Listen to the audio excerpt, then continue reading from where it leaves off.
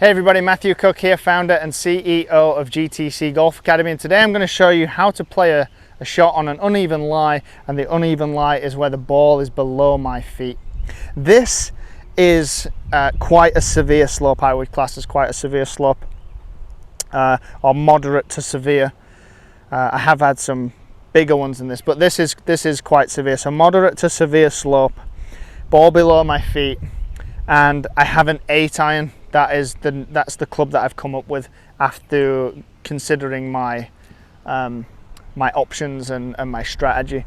So some things to look for to start with is the lie is going to dictate what you can do to the ball. The lie is going to influence the ball more than a lot of things. So I've got a great lie other than the slope. So the slope, the impact the slope is going to have is to the club's interaction with the ground, and it can do one of two things usually. Most of the time the ball actually curves with the slope, so for a right-handed golfer, ball below your feet, it's gonna work more like a fade. It's gonna work from left to right or straight to right most of the time, but then there are some times where if the slope's severe enough, if my arm here is the slope, and then the club comes into the slope, the heel can hit the ground first and it closes the toe in, and sometimes the ball can shoot straight left and be a little pull. So that is something to be aware of. The more severe the slope, the more likely it is to be a pull. But you know, at the same time, it can also be a big fade, so that it can go straight left or fade for the right-handed golfer. Just something to be aware of. And most of the time you'll feel it when the club hits the ground. You'll feel if it twists and turns and that ball goes to the left, or if it glides through the impact quite nicely, then you'll know to expect a fade or the ball moving to the right. So that's what to expect from the outcome of the ball flight perspective. Now, how do we actually set up to it? Because you never get a flat lie on the golf course, right? So you've got to learn how to adapt to these things. That's what the best players in the world do. They adapt, and they're very good at adapting to things. So what we need to do, because essentially the ball is further away from us than it would be on a flat lie, because if it was flat, the ball would be close to us, right? So the ball's further away from us, right? So what we got to do is we got to get closer to the ball. So we got to add a little bit more flex at the knees, a little bit more hinge at the hips here. So that gets my chest, I may have adjusted the mic there. That gets my chest closer to the ball. I think I just swallowed a bug.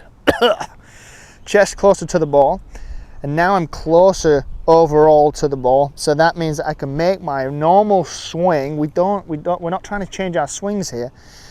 We just make our normal swing, and just naturally, because of the slope, because of this adjusted setup, the swing does change. Not consciously, but it does get your swing to be a little bit more upright, and typically to swing a little left. So like if I'm working with a player and we're trying to hit fades, we'll come on a lie like this, because it's very influential to a swing to go, for someone who's trying to make a swing change, to get more upright and swing a little left, strike the ball a bit better and compress the ball a bit better. But either way, then that change happens naturally. You don't need to try and do that. So, and we also stand a little wider. I always like to stand wider on lies, the different undulating lies, because gravity is always pulling you down the slope. So it's essential that we stay well balanced. So we're going to stand wider. We're going to bend the knees a little bit more, bend from the hips a little bit more. That's going to naturally adjust my swing. Now, what I'm going to do, because I'm actually going to play this shot, I'm out here playing. So this is a real shot that I've got. So hopefully I can pull it off and teach you through it at the same time. Because this is more severe than just a little below my feet, I'm actually going to try to hold the club face off so it doesn't release as it would normally, because I have a feeling, because of the lie, that the heel's going to dig and the club face is going to close.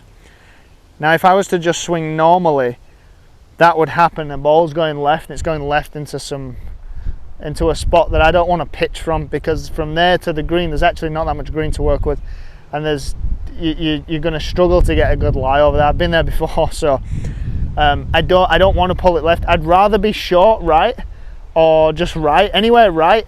That bunker's not, I mean, I could hit it bad and it'd still fly, that bunker over there. But I'd rather be right because I've got a lot more green to work with. So I'm actually going to try to hold that release off. Hold it off. So my follow through is going to be a little bit more abbreviated. So here we go, wider stance. Everything else the same with ball position, slightly wider stance. Knees bent, more bend from the hips. So now I'm just the right distance from the ball that I need to be, and I'm going to have a slightly abbreviated follow through, trying to hold the release of this club off. So that's fading a little bit more to the right of the flag. That's on the front right of the green. I might have a 25-30 foot putt, which I'm okay with, considering the lie. It's quite a strong wind out here, and I eliminated the bad miss. That was a good miss. I'm still on the green. So that is how you play a ball below your feet lie. I hope that helps.